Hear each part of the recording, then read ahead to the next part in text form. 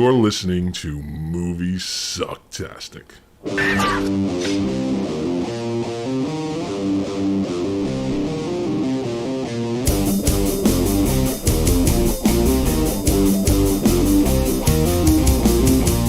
Drag that son of a bitch.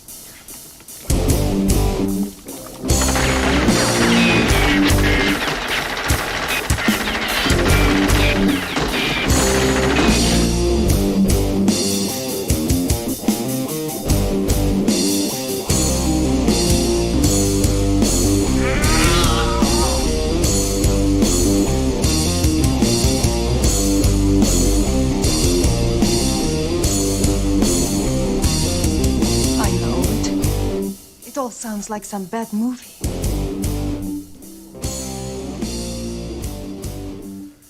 All right, everybody. After a little technical difficulties, we are... Well, actually, I shouldn't... You don't know that we had technical difficulties. Yeah, why are you bringing it up? I don't know, because I'm an idiot. All right. Calm Blue Ocean. All right. Welcome to Moviesucktastic, everybody. That's Joey. I'm Scott, and Yeah. this is the review of The Blob. From 1988. The 1988 version, yes. Yep. Now, when this came up on the wheel last week, I did mention that I remembered hating this film from back when I saw it in the theater when it came out as a teenager. Yeah, and I've always enjoyed this movie. Even in rewatching it. Scott and I, we watched it together, and he had lots of complaints, and I just enjoyed it. I will make some concessions, though. We will make some concessions. Now, one of the things that Scott and I talked about doing was rewatching the original 1958 Steve McQueen film and the 1972 film Beware the Blob. And I'm glad I did, because I enjoy this remake even more. Yes. I have the same complaints. You can have the same complaints, but it just goes to show how good the 1988 remake is compared to those two films. There was definitely a lot more effort put into it than the second one. Well, of course, that second a lot one, of effort, holy shit. a lot of love. All I'll say about the second one is it was like an acid trip fever dream. And at any point, I'm waiting for the porn to start. Like, that is the notion that I got from that 72 film. All right, so where do we want to start? We just want to start with the 1988? We want to get into that? Yeah, let's just get into that. Okay, so 1988, this was Chuck Russell was the director. It was written by a few guys, and it's based on the original. It's a reboot of the original film, so it ignores the sequel, which is not really a sequel because they actually showed somebody watching the first film in the second film, which even though they do give a direct link to it, it still that negates it by it's just a weird. It was an interesting choice. I mean, I think honestly after interesting. Okay, it's a choice. After watching, because I've never seen Beware the Blob. After watching that, where they are also watching the original film in that as well, it almost felt, now knowing that, it was an homage to the first two films for doing that. Or I mean, it did it in the second film. I mean, it almost was like, we'll do the same thing. It's like an homage. It'll be a fun little thing we're gonna do. There's also not too much you can do with a blob, That is true. Well, and also it had a nostalgic fan base, so you really have to remain faithful to that nostalgic fan base to an extent. Right. So I think they did more with the 88 remake. They did so much more with it. Right. So it starts off. It starts off with like a supposed.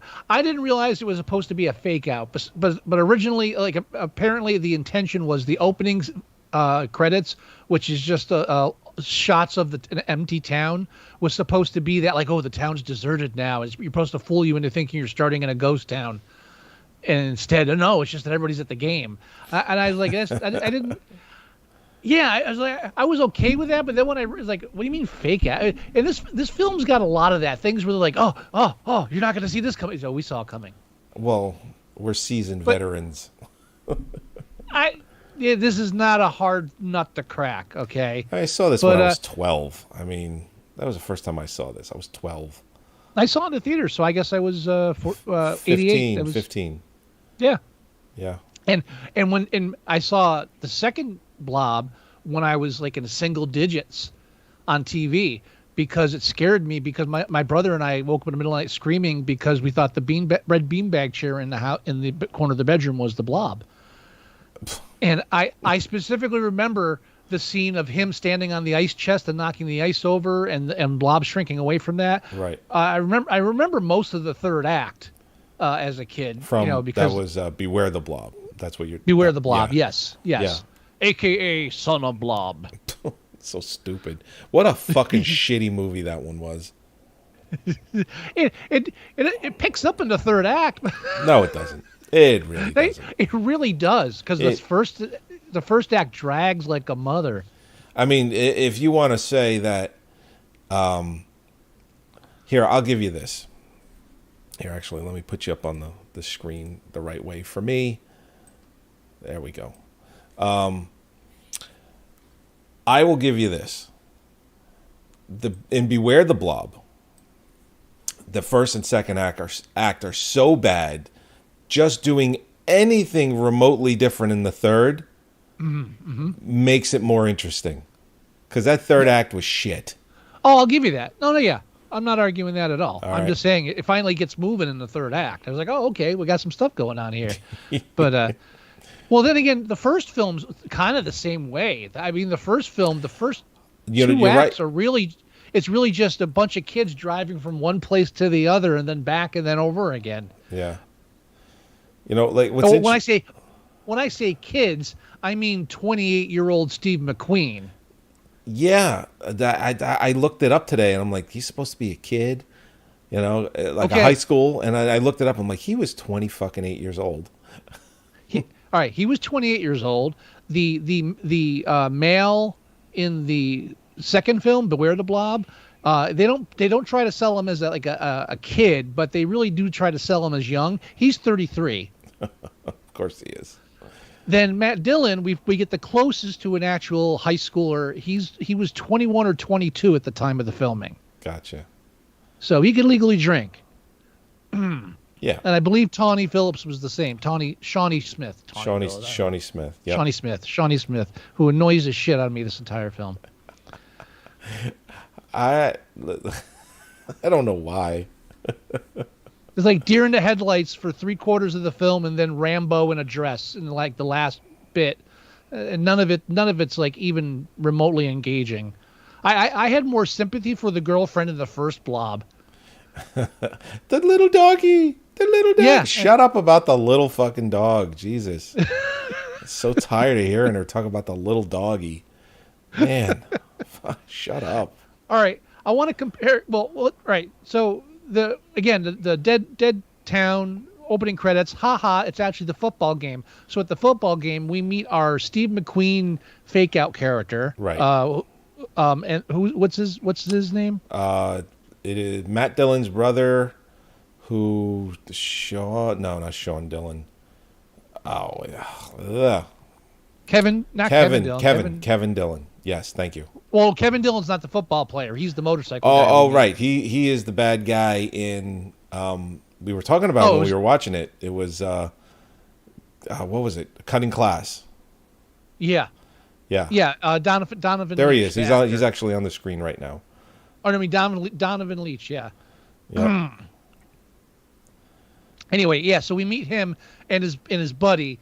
And they're like two high school football players, and he's got a thing for Shawnee Smith, who plays Meg Penny in this one. And a lot of references to Stephen King in this movie, which are totally unwarranted because it's not a Stephen King film. It isn't. It just seems odd. There's like, oh yeah, all these Stephen King. Yeah, great. I mean, if it was like just horror directors, like no, it's just Stephen King stuff. Because yeah. There's another complaint. Listen, that's the hill you're going to die on with that. No, there's plenty of hills. I'll jump from hill to hill. Anyway, the actor on the screen right there, Scott and I were watching it. Frank Darabont is a screenwriter on this, and that actor on the screen, I forget his name. I should bring it up, but he is a Frank Darabont favorite. He's been in a couple of Darabont things, including The Walking Dead. I think he was in the first 2 or 3 seasons of that. So that, it was interesting to see that actor. What was his name? I can't. Oh, there's that guy, Frank Collision. That's the guy in the movie theater later on.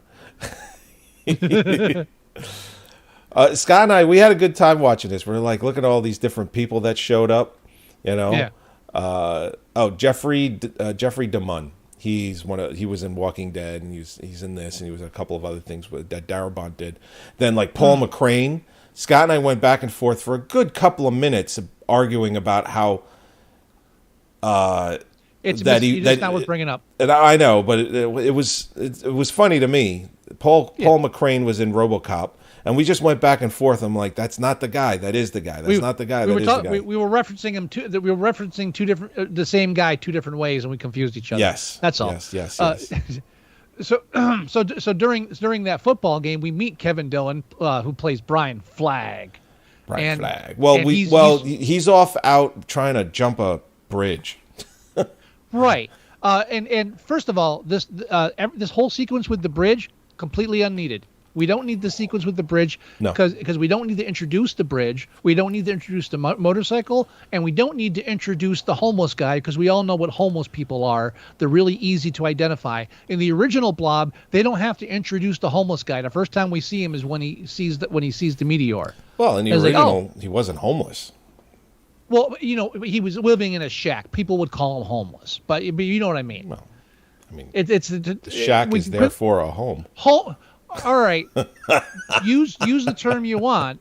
Okay, you know what I mean. I know what you mean. But he can go inside somewhere and be warm. I'm saying the other guy had a shack too. I'm just saying. So that you didn't need that opening sequence. Also, how come he has to have a funny hat? Why the fuck not? Well, why are these the things that you are complaining about? They annoyed me. They annoyed me back then. I'm sorry that it is annoying you, but it doesn't take away from the fact this is a very good horror movie. It's not a very good horror film. No. It is a very good horror film. No, listen, no. Here's a spoiler alert. I'm not going to try and convince you of a 7 on this, okay? Maybe myself, if I was going to rate it alone, I probably would go 7, but I'm realistic. I'm realistic. I disagree with a lot of the choices made in the film, and if you bear with me and stop attacking me every 5 minutes about it, I'll explain them to you. Listen. Stop taking it personally. I just don't like the film. I understand that.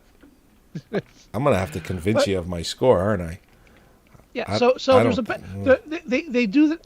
Now, in the first Blob, the real thing was the kids and the adults, which was a big theme in 50s films. Like the kids got to work with the adults, man, and the adults got to work with the kids. And when we get together, and that was the main theme. And they all come together in the third act, and everybody's good. Even the cop that hates them all because a kid killed his wife on the highway. That was like a rough throwaway line.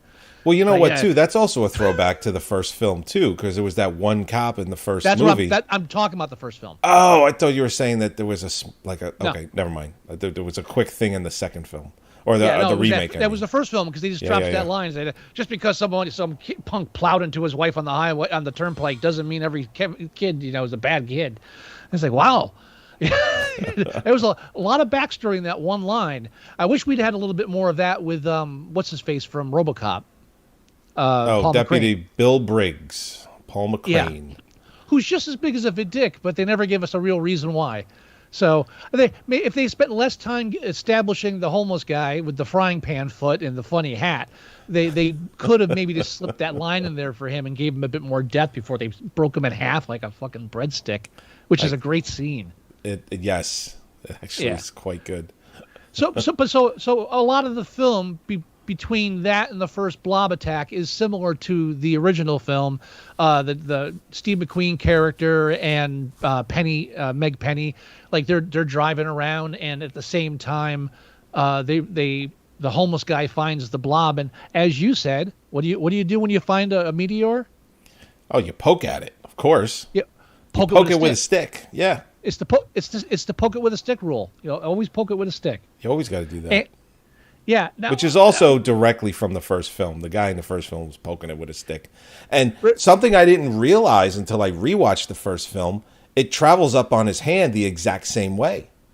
I thought I remember making fun of that scene when he tips the stick down and the Blob runs back up to his hand, because I was like, yeah, I remember reading and made such a big fucking deal about doing it reverse motion. And then I rewatched the first one, and when he does it, I was like, wow, it actually looked better. It looked more fluid. I was like, how did they fuck that up? Well, to be fair, it's hard to film with an amorphous blob. It's really hard to direct a blob. It doesn't just go; it goes where it wants to. Yeah, that's what it does. Yeah, if you're into reading, if you like the technical background making of stuff, there's a whole mess of shit on just how hard it was to try to film all these scenes with different variations of the blob. Right. So, but the only big difference from the first film is that they throw Kevin Dillon in with hair extensions, and so now he takes over for the Steve McQueen character, and they have him bite it instead of the doctor. Correct. Yep. Yeah, that whole scene in the first film with the doctor where he's like, "Get the acid, stay there. I'm gonna get my gun." Well, see, I appreciated that in the first film. I like the idea of like, okay, this is the kind of thing where the reason it's such a threat is because no one knows how dangerous it is until... True. Very true. I'm sure there's countless essays comparing this, comparing this film as a metaphor to nuclear war or nuclear power, or insert boogeyman here, and you can make it in about communism. I'm sure you could easily make it a metaphor of it's amorphous as the blob is. Yeah, definitely. I agree with that for sure. Just watching some of these slides, this is a brutal movie. Like the deaths in this are fucking brutal. We're not getting monetized for this episode. I don't think so. When we rewatched it, the one thing I forgot about that I have to give this film credit for, it is gory as fuck. Yeah. It is, and I can be a potty mouth too, because I know we're not getting monetized, so I can go to town. Go to town. And I found confirmation about the squirrel. I told Joey there's a film sequence. All right, I found it's in trivia on IMDb, so it's not 100% confirmation, but someone else mentions it. So there was a scene they cut out of the film where a squirrel gets melted, and I swear, Gore Zone number 3, if anybody listening has a copy of that, there's a picture of the half-melted squirrel. I remember it, but I don't have that. Just take a picture of that and send it our way. We would love to see it. Yeah, because who says you can still find everything on the internet? No, there's still physical media out there we need to hold dear. Fangoria, however, I was able to check Fangoria because they have a archive, digital collection. A free digital archive. You can go and look at all the old issues, like going back to the fucking 70s. It's great. Wow. I was able to look up the Fangorias I remembered from that time period, and I read the Blob article, and I was like, oh, this is not the article I'm thinking of, but I know I read it, so it's got to be Gore Zone. That's awesome. Yeah. I didn't know they did that. Yeah, Fangoria, get props for that. I mean, that's nice of them. Yeah. I appreciate it. Shout out to Fangoria. Yeah, they don't have to do that. Friend the horror fans everywhere. They don't have to offer anything for nothing. No. Gore Zone certainly don't. Oh, they make you pay for it? They don't even have anything. They don't like. I found gorezone.net, which I'm assuming is from the Gore Zone magazine, but it doesn't. It's just a blog at this point, and they don't even reference that it used to be a magazine. If it's the same thing, it could just be someone with the same name. Other than that, I couldn't find anything else for background of Gore Zone. Internet Archives didn't have it. But that's a sidetrack there. Where's my bell? Okay. But yeah, so the blob started taking people out. And so here's my main. If you want the hill, here's Yeah, my give me main the hill. hill. Here's the hill. They turned it into a slasher film, and I understand why, but I don't agree with it. I think it goes against the idea of you have the Blob hiding behind doors. It's how is it simultaneously spilling acid on a desk yet not leaving a trail anywhere except when we want it to. It's very inconsistent in how it like any kind of residue that comes off of it. And at least it was a bit more consistent in the original film, and even the Beware the Blob was fairly consistent. Although I like Beware the Blob that they would make different consistencies of the blob. They use like milkshake additive to make it, so they could. Yeah. So they like for different scenes they would push it like Jello or something. But so giving it tentacles and trying to give it a kind of like identity. And like, there's that one shot at the end where like the tentacles are literally grabbing people like a hook and feeding it itself. And to me, that's not the Blob. Now you've just created something different.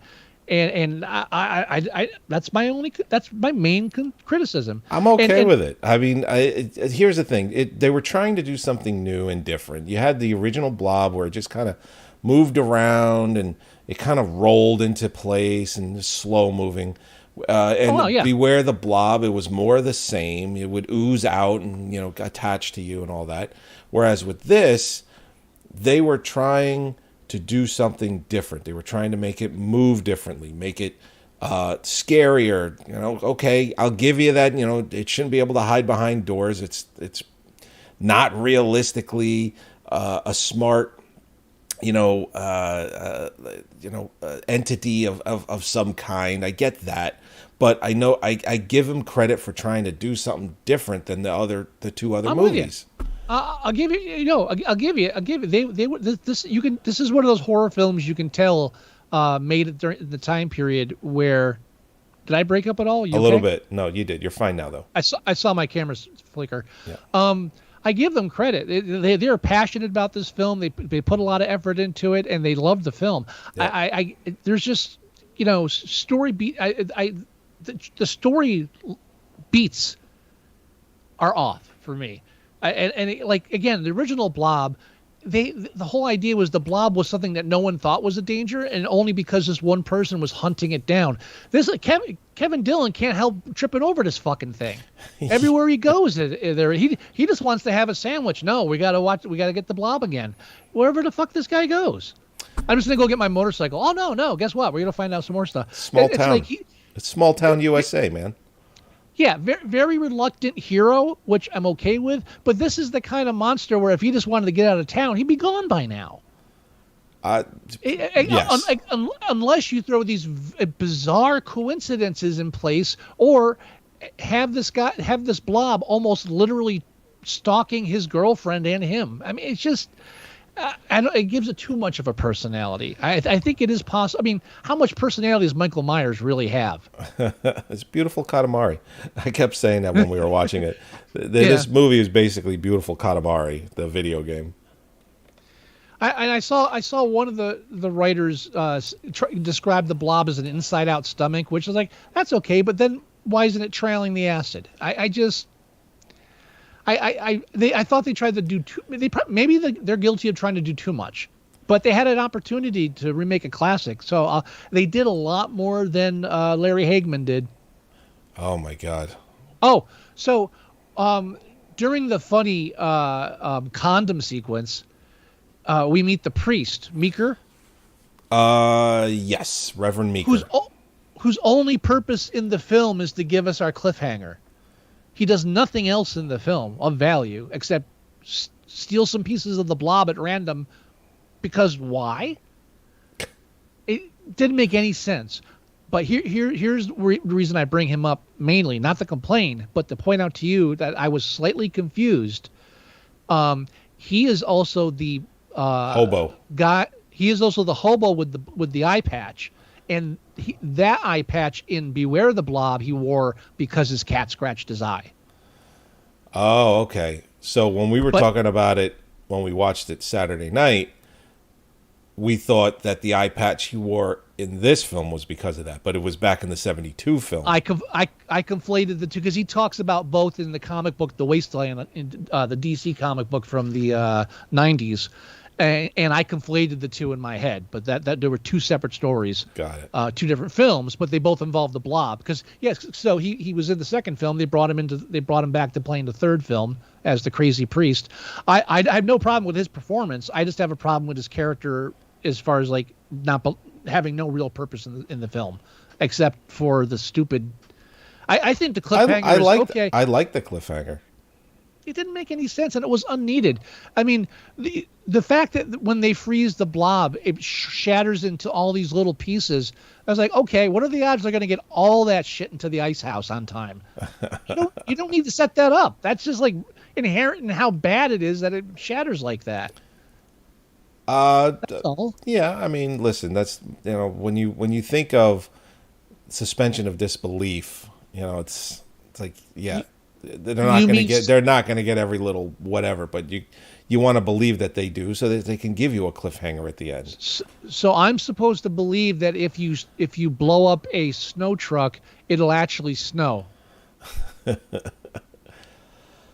Yeah, man. Climax of the movie. Mm-hmm, yeah. But all right, let's talk about the positives. Because I know I'm nitpicking, but again, the fucking gore. I mean, the first shot it is brutal. The first shot of the homeless guy half melted, and then you've got the. Well, he goes into the doctor with it on his hand. Oh! Yeah, he goes into the doctor on his hand, just like the original film. Right. Except in the original film, the doctor comes in and just sees a blob. He goes, "Oh, it must have absorbed the man." And in this, it's like there's no guessing. The guy is half melted. Well, but before that, we got exposure to American healthcare, how it's progressed. Back in the 50s, the doctor's leaving to go on to a convention. There's a homeless man here that needs help. Says, "Oh, come back in the office. Let's check this out." Meanwhile, these kids can't get anybody to look at this guy while he's fucking melting. Right? Does he have insurance? Does he have Blue Cross Blue Shield? It's like he's homeless. What do you think? Yeah, fish percolator guys in the office from Twin Peaks just ignoring everything. The nurse could give a fuck. And Kevin Dillon is like, that's the one part where he's like speaking through. Says, nobody here cares about anything. I'm getting out of here. Yeah. I was like, well, and that was the most believable part of the film. It sure was. It's like, yep, American healthcare. Yeah. I'm surprised they got him a bed. Shit. Right. Yeah. So Actually, never mind. I take that back. So yes, this movie it's gory. The deaths are brutal. I mean, there is no mercy when they do these deaths in this movie. I mean, they even kill a kid at one point. It's brutal. Well, like the original film, the blob starts out translucent, but as it claims victims, it becomes the red. Now, in this film, they decided to keep it pink because why the fuck not? And it also helped with the whole tentacle nonsense. So, again, a deviation that I don't care for. I think red, is a better color. I just like it. Certain scenes, it's like a purple. Like there's a shot on the screen right now. I mean, just because it's a night shot. I mean, it's got red, purple, and pink. I mean, like everything is there. See, at least in Beware the Blob. At least in Beware the Blob, it's always red. And like when Graham Garrett's driving that, and that's my favorite part of the whole film is Graham Garrett in a monkey costume. But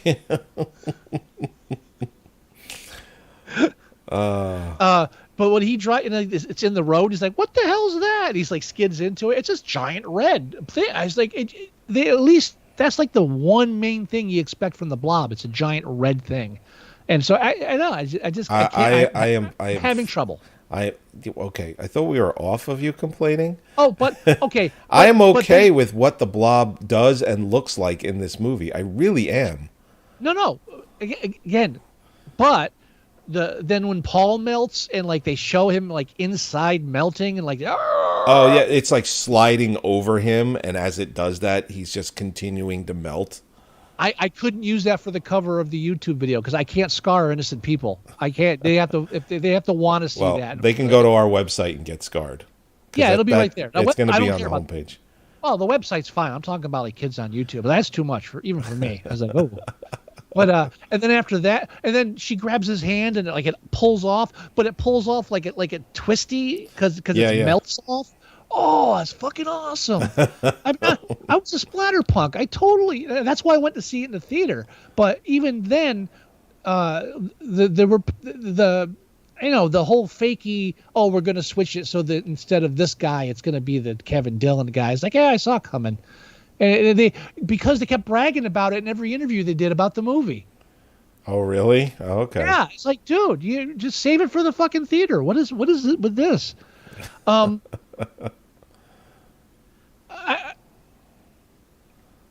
listen.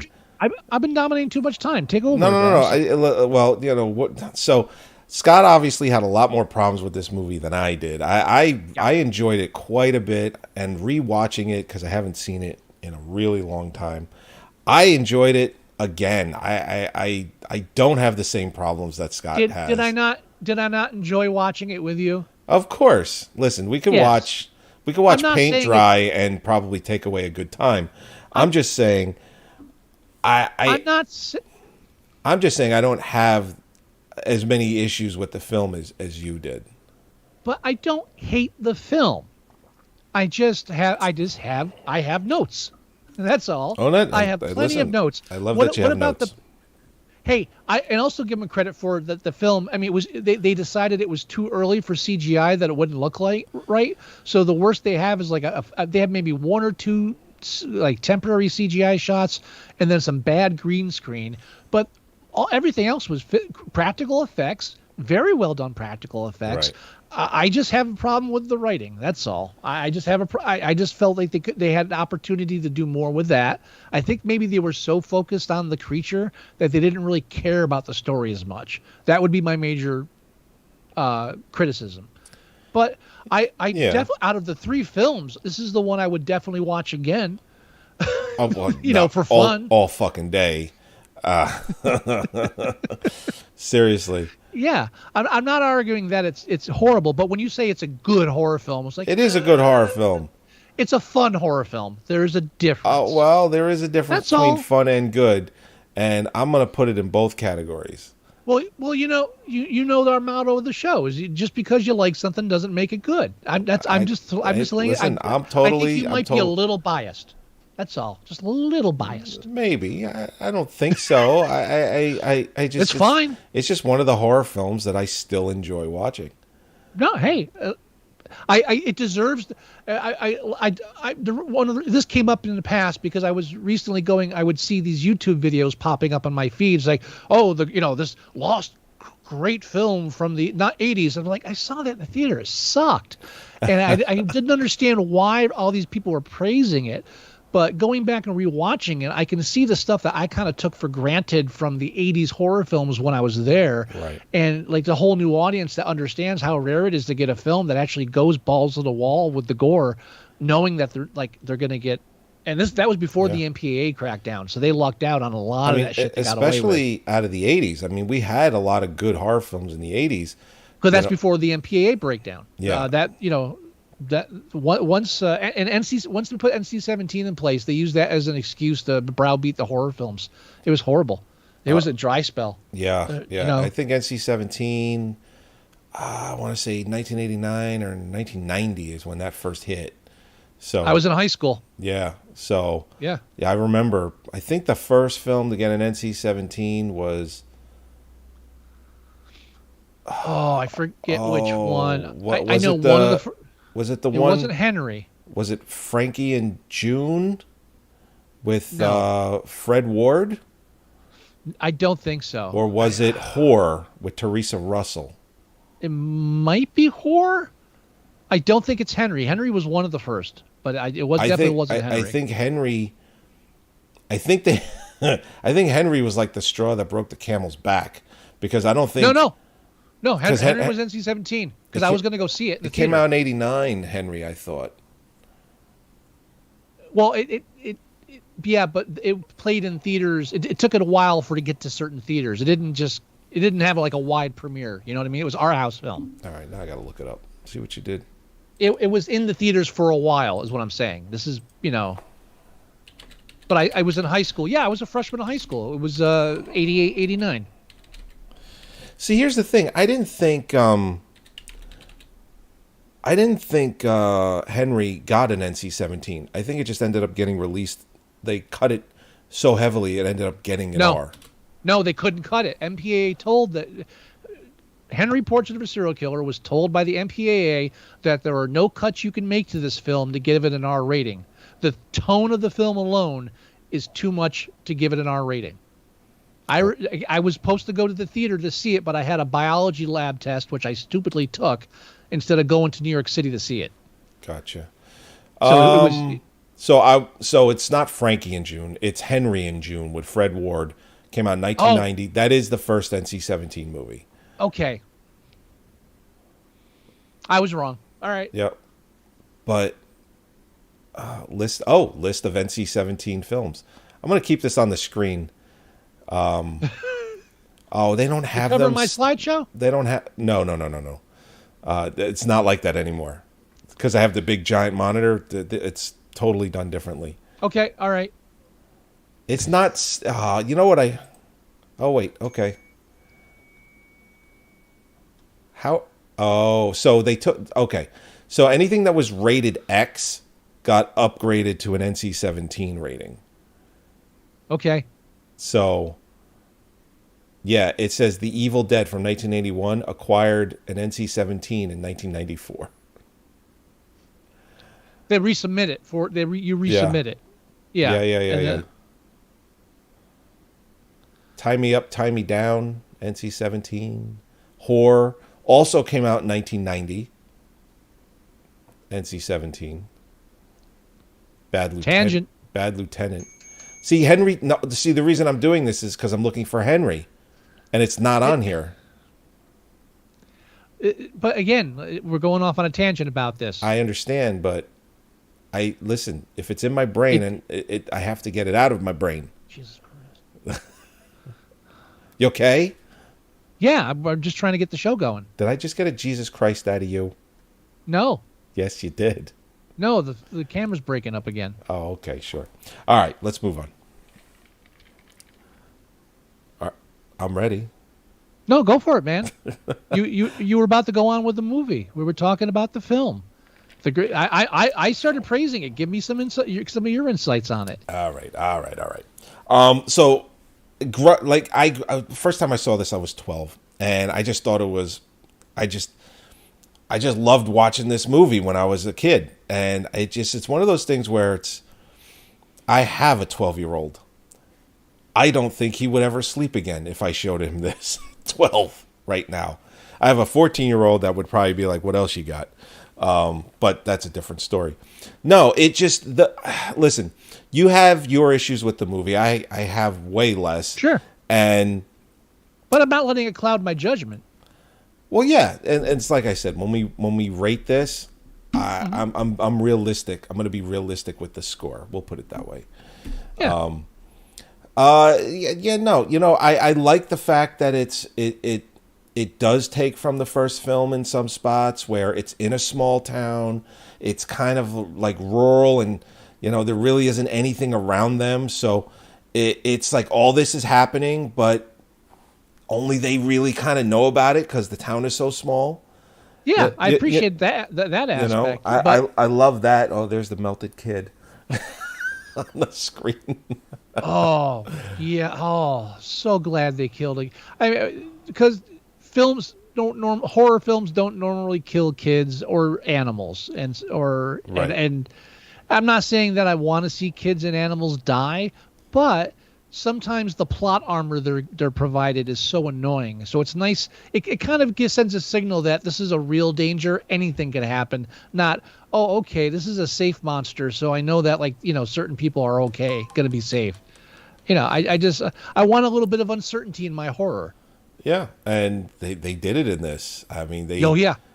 They didn't hold back. I was reading that one of the special effects guys, he was going to do just some special effects, but then the special effects person that they hired was removed from the movie. I don't know why. It doesn't go into it. But then he took over, and he had a team of 33 people for the special effects on this.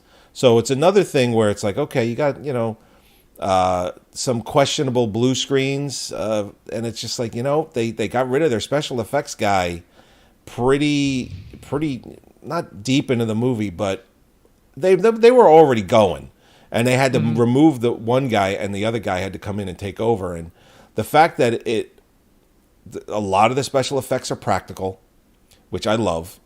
Oh yeah. They're stop motion, old school, which I love, and they had to do some. I think it's blue screens back then. Green screen is what they do now, but so they were doing some blue screen shots. Why? No, I just it's splitting hairs at that point. That's all. Kind of, but it is. But hold on, it is and it isn't. It is and it isn't, because I know there is a. I'm sorry. I'm just saying there is a general divide between technologies going from blue screen to green screen. I got to tell you, when I worked in the industry, we had blue screens and green screens, and no one could tell me why one was needed over the other, except that, like, oh, I just need a blue screen. I never got a detailed answer. I'm sure there's a reason. I just don't know what it is. So that's why I don't know the difference.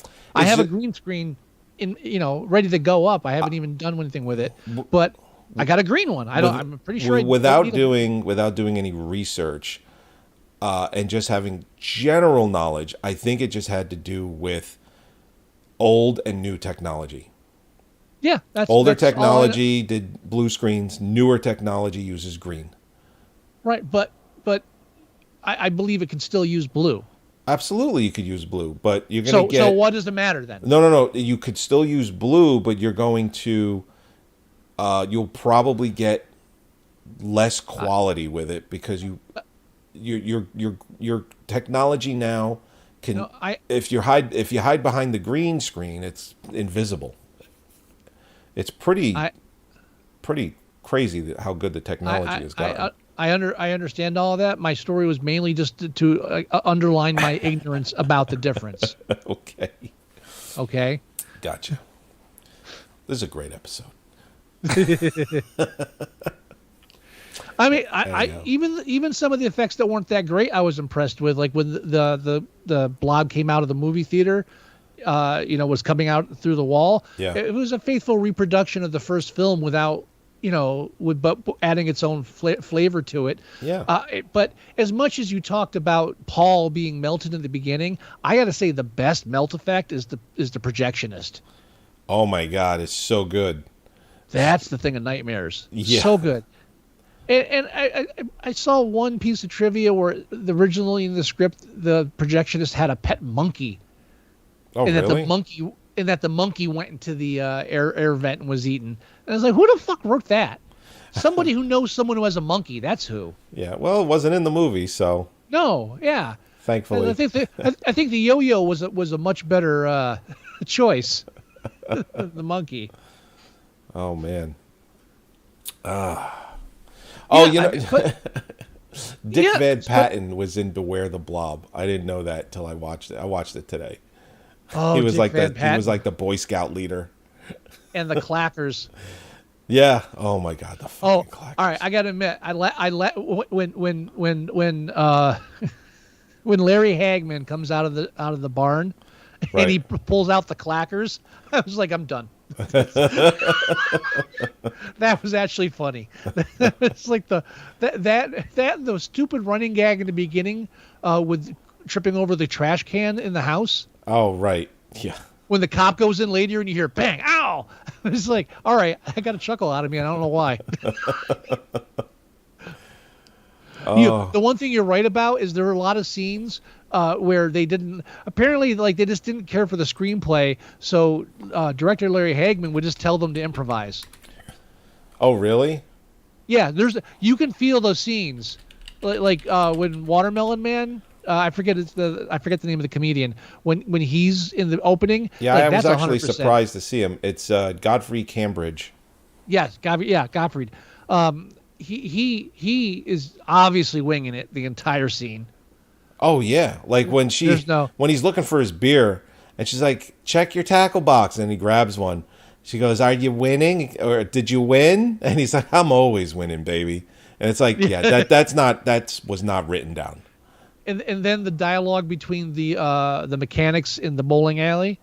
Oh right. That was definitely two guys just babbling. And Holly had a little problem with them having a piano behind it. Oh. Yeah, she was like, "Why do they have a piano?" I was like, "Maybe they like piano in breaks." I mean, no one's gonna hear or complain. But it's a bowling alley. Yeah. I didn't have a problem with the piano. She took offense to it. Hey, to each their own. I mean, come on. Yeah, but there's a lot of scenes, especially Larry Hagman's scene in the barn. That was just Del Close winging it for like a solid 5 minutes, Yeah. with an obviously drunk Burgess Meredith. Oh my God! I mean, Here's that's a method actor for you. right. That's Burgess Meredith after Twilight Zone and before Rocky, and Clash of the Titans. I mean, that's like Burgess Meredith going, "Okay, I'll do your movie. I'll do your bit part." Well, basically, Larry Hagman, his neighbors are the father and son duo who were trying to get the film made, and Larry Hagman said, "Listen, I got a bunch of acting friends. I can get to do this for like scale or free, but just I have to direct. That's the only caveat. That's why they're all in there." Yeah. And so I mean, Larry Hagman put himself on the movie poster. It's like, really, dude? Like, come on. I would put $5 that Burgess Meredith was actually drunk, and I would put another $5 that no one told him the rant about hippies that just came out. Yeah. I mean, there are parts of that film that I would like to see extended, definitely. but the opening with Godfrey is not one of them. Oh, It's not good. I remember him sitting in the chair too. That's another childhood memory. Thanks, Mom. Oh, him melting in the chair? Him sitting in the chair, not even the melting part. I think I was like covering my eyes, but at that point, it was on regular television. Oh yeah, I mean, the film came out in '72. You're born in '74.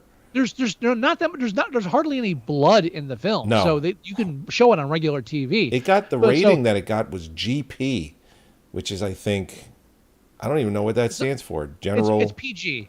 It's PG. No, but the poster says GP. No. What I mean, it's the same as PG. Oh. That's all I'm saying. G, PG, and R are copyrighted by the MPAA and PG-13, so you can't use them unless they hand out the rating. Got it. Right. See, they never copyrighted X. That's why you had XXX films and AA, that bullshit. That's all because they never copyrighted X. Because they didn't want to be associated with it. That's why. So I'm assuming that GP is either another industry standard they were trying to do to compete. It might even be before. I don't know. I don't think it was. It definitely wasn't before the MPA, but either they were trying to get around that, or they were just using that because they didn't want to go through the MPAA. Mm-hmm. Which is usually suicide, because then you can't run any ads in newspapers or television. That's true. All true. Yep. That's why I heard about Evil Dead 2 on the radio. Oh man. So yeah, in the end, I still really enjoyed this film. I liked the way the blob looked. I didn't mind the tentacle thing. I love that it's gory and brutal. And, I like the gore. No, I know. I'm just saying. It's just these are all the things that I like so much. That all the little nitpicky things. Yeah. You could call me biased, but I'm fine with them. I didn't mind that the government was responsible, like that whole storyline. I actually liked it. I liked that it was different, because when you watch that first film, they figure out that the only way to kill it is to freeze it, and the last shot in the movie is them parachuting it over into the Antarctic, and it's like, as long as the Antarctic stays frozen, we'll be okay. And then They drop it over there and it says the end, and then they question mark. Question mark. Is it? And of course, they did that in Beware the Blob too at the end. Well, you gotta. I wish they had done it at the end of this one. Fuck no. It's ridiculous. I wish they had the theme song. I would have probably put that in the background somewhere, and for all I know, I'll sing it for you. I would love to hear it. No, I sang it. I sang it yesterday. Maybe at the end. Okay. Now, so we're thinking of 3, right? Fuck you. What? I'm kidding. Kidding. Yeah, it's currently a 6.7 on IMDb, and I'm okay with it almost having a 7. I think this is a solid 6. I agree. Yeah, I think this is a solid 6. Yeah, it's definitely not good enough screenwriting wise to get a 7, but the gore and stuff definitely elevates it beyond a 5. The fact that it's close to a 7 really just goes to show that it's a fun, and I will say, good horror film. It just, people are recognizing that it is a much better horror film than it was given credit for when it came out in 1988. It bombed. It had a $19 million budget. Horrible bomb. I think it made I think I have it on the screen here. Yeah, it made $2.6 million its opening weekend. And then it made I saw 8 million. 8.2 million for total gross. Okay. So just so you know, the budget for the film was 19 million. The Blob budget specifically was 9 million. So the film didn't even make enough money to pay for its monster. Wow. Yeah. It bombed. And again, people I think a lot of people maybe had the same thoughts I did watching the film about the poor screenwriting. Well, I read go ahead. No. I was just gonna say it's like you said, it's gained a resurgence in the past few years, and having gone back and watched it with you, I can understand why. Again, they don't make these kind of horror films these days. They punk out, or you get lame ass Megan bullshit. I mean, at least these are people dedicated themselves to something, and they followed all the way through. I get that. Well, I was reading the wiki, and the director. Wiki.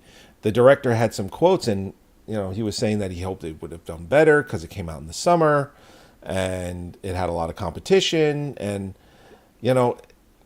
listen, it came out on August 5th. I mean, it's the beginning of August, so it's not really the dog days of summer. But I will say this: back then, if you had a film release in August, you weren't expecting it to do as well as movies released in June and July. That's just the way it was. It should have been an October film, hands down. I don't know why. Absolutely. I don't know why it was. Well, here, I'll tell you why. So when it came out I won't even go into June. I'll just into, July. It had films like Die Hard, right? That was competition. It had A Fish Called Wanda. It had Midnight Run with De Niro. And Charles Grodin. Even Cocktail was successful. All came out in July. Even the Deadpool with Clint Eastwood. Those all came out in July. They were all very successful. Now, leading up to The Blob, those films were still released. Films had they had legs back then. Yeah, you just had VHS. You didn't, and cable. You didn't really have streaming or anything like that back then. You didn't have the wide Laserdisc was a thing, but it didn't control the market. VHS did. So yeah, films were out a long time in theaters. So when The Blob came out, he was saying there was competition. It was only the competition from July, because the way things work now is a film comes out and 2 weeks later a new movie comes out, there's no competition. Because now movies, they do all their money in the first week or two. Whereas back then, films that came out a month before were still competition for films like The Blob that came out a month later. So like in August, they had no competition. Young Guns was the only thing that, and ironically enough, Nightmare on Elm Street 4 were the only things that made any money in August. So it had zero competition in August, but it still had all the shit in July that it was competing against. Now, what came out in October? October of 88. You got Halloween 4, Alien Nation. You've what is Mystic Pizza? What? Mystic Pizza. Yeah. Chick flick. No, I know, but I'm like, why'd that come out in October? Surprisingly, not a lot of horror movies in October. Because if that again, they don't. I don't know why they don't put horror films in October. Oh, it's gonna have competition. Yeah, it's not gonna have any competition because no one wants to see a horror film in fucking July. I'm actually Elvira, Mistress of the Dark came out on September 30th. It made no money. Made less money than the Blob. Made $5 million bucks. I saw that in the theater too. Oh yeah, I love that one. Oh yeah, of course. Halloween 4. These are strict horror movies. Halloween 4, Alien Nation. It's not even horror. It's sci-fi. Pumpkinhead, Night of the Demons, Lair of the White Worm. Again, more like a fever dream, acid trip because fucking Ken Russell. And not a huge wide release either. No, that's Lair of the an White art house Worm. film. It made $1.4 million. It's an art house film. Yeah, that's not. Yeah, and that's it. That's it. It could have absolutely been released in any weekend in October if it really wanted to. There you go. I But don't understand it. I don't know. So I don't know. They were shooting for a summer thing. I don't know why. So I rated it a 6. Good. Are we ready to spin the wheel? I've added a few new things, so we're slowly creeping towards 300. So if you've added new things, I have to go grab the list. Oh yeah, I would grab the list every week. You know what? I should do that. Yeah. Sorry about that. Not a huge deal if you miss a couple things. We'll update it at some point. But I just there's a new version out there. That's all. I'll grab the wheel. The wheel of suck. Oh yeah. So we're getting close to 300. How many movies are we up to? I think it's still in the 200, 250 range. Yeah. Less than 250. Okay. I only added a few. I didn't add a bunch. Oh, wait. Hold on. I don't want to add the Disney wheel. No, don't add the Disney wheel.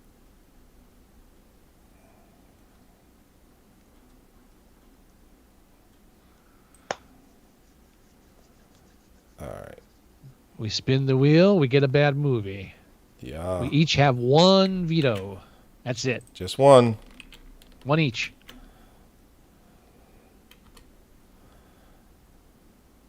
It's still 260. All right, fine. I'm wrong. So I guess it didn't get updated. Oh wait, it's 261. There's just one movie. Do you even know what movie it is? I probably removed a couple movies. I try to remove the ones we have watched too. So. True. Well, if we land on them until we actually delete them for real. Yeah. All right. Let me grab a window capture here. Spin the wheel. All right, here we go. All right. Oh, okay. Is everybody ready? Yes. Let's do it. No whammies. No whammies. Big money. Whammies. Oh, sweet Jesus. What? What did it land on? Your. Y-O-R? Y-O-R. Your. What is that? Your, the something of the future. I've never watched it. I've never seen it either. I've seen bits of. I don't want to review this. Can I use my veto on this? Yes. Yeah. By all means, sir.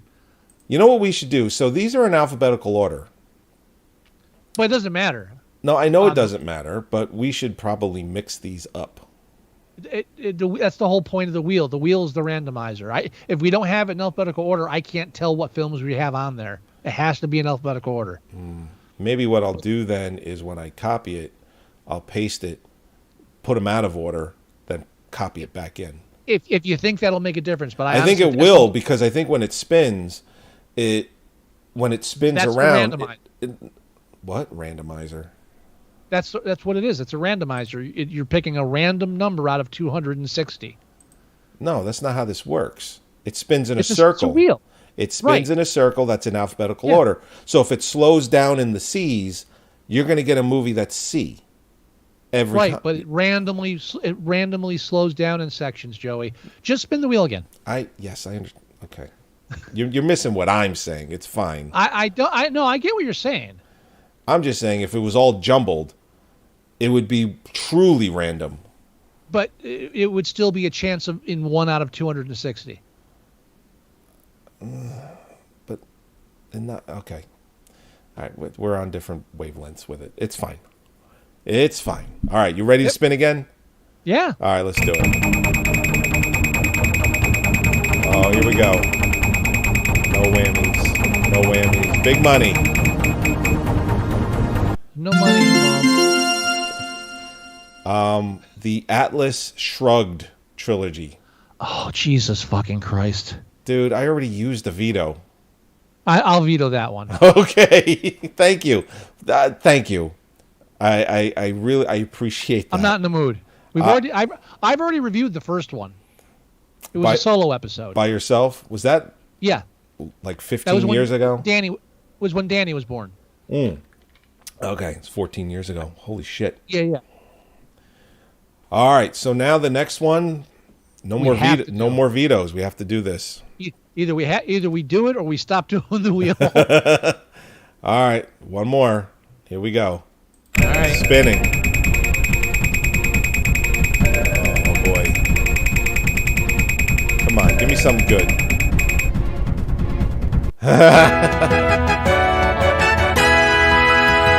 Well, we are reviewing Bed Knobs and Broomsticks. Nice. Holly's gonna hate that. You know, so that is a film that I loved growing up. Loved it. Yeah, me too. Loved it. I absolutely loved the live action with the animation and the bed flying around. I loved it. I thought it was fan-fucking-tastic. Angela Lansbury. Now, maybe I'll force my kids to watch this with me. I think you should. I want to hear what their reaction is. And see what they think of it. Yeah. Because I remember when I was a kid, it was one of my favorite fucking movies. I used to have the songs memorized, the witchcraft songs, the really? spells. Yeah, I used to sing them. I love that movie. Oh man. Well, we're going on vacation all next week, so maybe next Sunday we'll do a family movie night and make them watch it. Nice. All right. Cool. I think cool. so. Cool. That'd be cool. All right, Bed Knobs and Broomsticks. All right. I'm excited. I haven't seen that. Get in a another long Disney time. film under our belts. I like it. Yeah. I haven't seen that one in forever. Me too. Yeah. Oh, make sure you get. I have the extended version on my Plex, Okay. which I've never seen. So, but it's over 2 hours long. It's over. So is the non-extended under 2 hours? I think the non-extended is also over 2 hours. I can look it So up. how if the you fuck want do me I to. know? We'll find out. Well, Look at mine because mine is the longer one. Oh, that is true. I'll Yeah. look at yours. Yeah. I think I have. But yeah, oh, here it is. Bed Knobs and Broomsticks. Yeah, we haven't done enough Disney films. I do especially not have. those. I do not have the extended version. Mine's an hour and 57 minutes. 2 hours. Okay, yeah, mine's the extended one. You can watch mine. Okay, I'll do that. All right, we're off to a little witchcraft and Nazis. Yeah. Oh my God, Bed Knobs and Broomsticks. I like it. Love it. All right, we ready to end the show? I think so. I think we covered everything on the Blob, and we rated it a fat old 6. And we both agree.